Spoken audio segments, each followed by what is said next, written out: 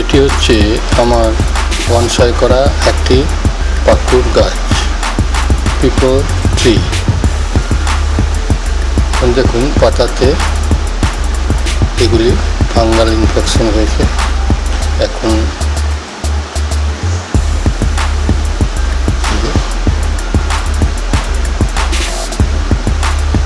গোড়াতে দেখুন গাছের শিকড়ে এগুলিকেও ফাঙ্গাল ইনফেকশন বলা হয়। এগুলি কোনো ব্যবস্থা না নিলে আস্তে আস্তে বাড়তে থাকবে এবং গাছেরও ক্ষতি করতে পারে। মাটিটাও দেখুন শক্ত হয়ে এসেছে, তাই মাটিটাও পরিবর্তন করার প্রয়োজন আছে।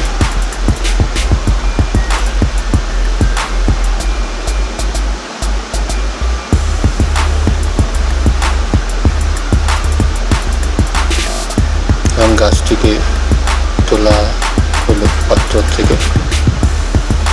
এবার শেকড়গুলি থেকে মাটি আলাদা করে দেওয়া হবে, পরিষ্কার করা হবে শেকড়গুলিকে।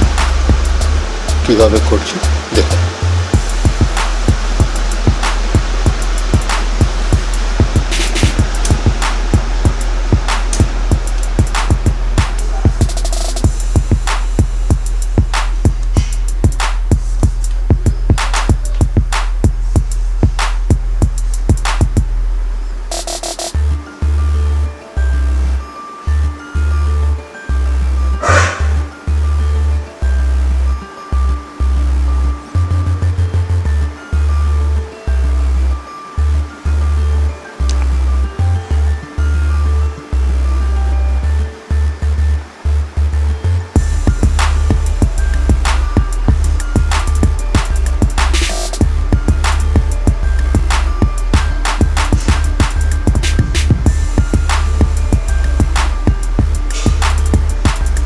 এটাকে এখন জলে ডোবানো হলো।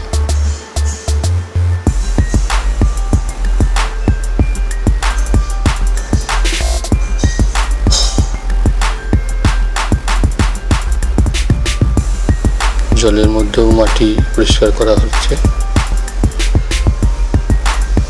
দেখুন একটি টুথ ব্রাশ দিয়ে ঘষে ঘষে ফাঙ্গাসগুলি পরিষ্কার করা হচ্ছে, জলের মধ্যে ধুয়ে দেওয়া হচ্ছে।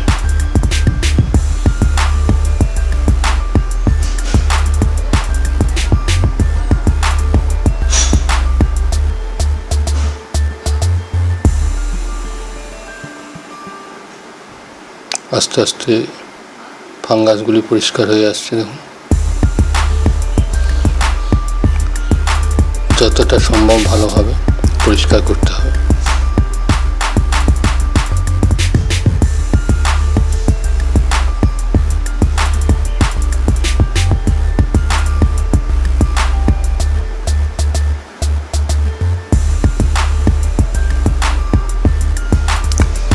অন্যান্য সরু সরু শিকড়েও ফাঙ্গাস ইনফেকশন হয়ে থাকলে সেগুলিকেও সুন্দরভাবে পরিষ্কার করতে হবে।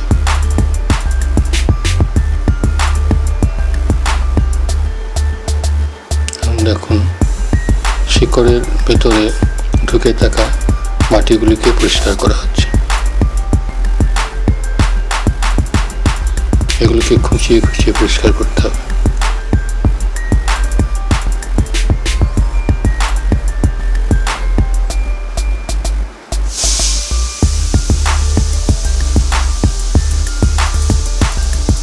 এবার গাছটিকে পরিষ্কার স্বচ্ছ জল দিয়ে একবার ধুয়ে দেওয়া হচ্ছে।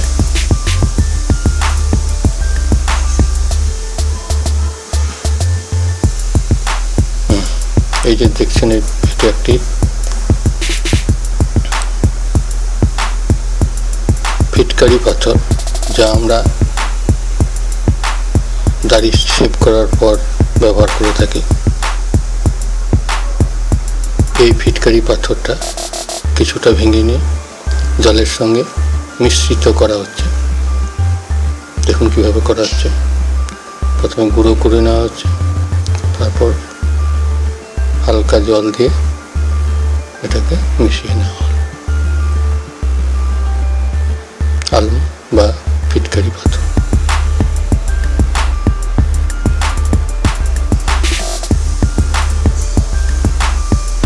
এখন গাছটিকে নিয়ে আসা হলো। এবার সেই ফিটকারি পাথর মিশ্রিত জলটিকে সুন্দরভাবে যে যে জায়গাগুলো নিয়ে ফাঙ্গাল ইনফেকশন হয়েছিল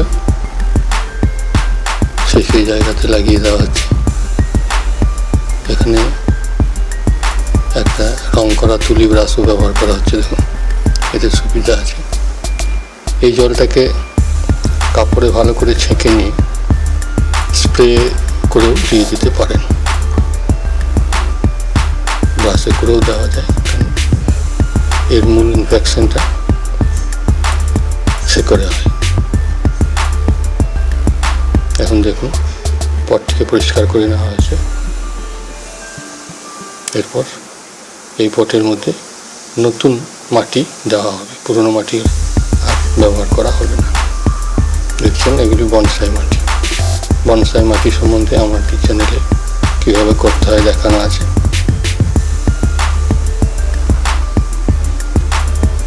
এবার গাছটিকে সেট করা হবে। আগের তুলনায় একটু উঁচু করে সেট করা হচ্ছে, যাতে উপরের শেকড়গুলি সুন্দরভাবে দেখানো যায়।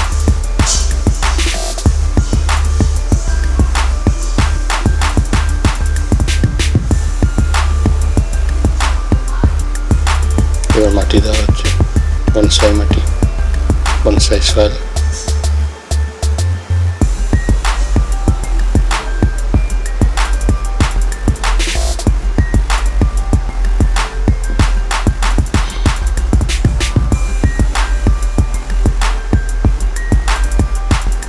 এই বনসাই সয়েল বা সয়েল দেওয়ার ক্ষেত্রে আপনাকে লক্ষ্য রাখতে হবে শেকড়ের নিচে যে গ্যাপগুলি রয়েছে সেই গ্যাপগুলি নিয়ে যেন ঠিকমতো মাটিগুলো যেতে পারে। তার জন্য একটু খুঁচিয়ে খুঁচিয়ে ভেতরে ঢুকিয়ে দিতে হবে মাটিগুলোকে,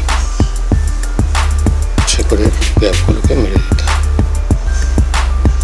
সেটা আপনি আপনার বুদ্ধি অনুযায়ী যেভাবে পারেন করবেন।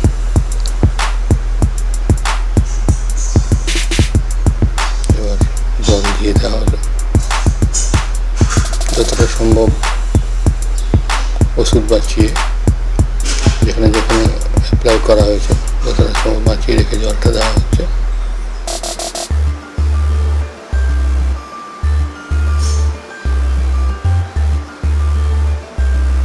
জল দেওয়ার ফলে উপরের অংশে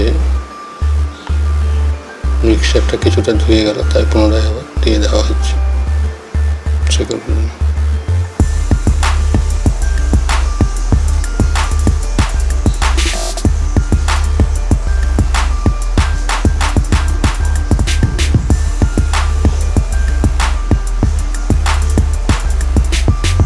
এবার যে পাতাগুলো নিয়ে ফাঙ্গাল ইনফেকশন হয়েছে সেগুলোকে কেটে, বেশি বেশি আকারে যেগুলো হয়েছে সেগুলোকে কেটে ফেলে দেওয়া হচ্ছে। এরপর আস্তে আস্তে ইনফেকশনটা চলে যাবে।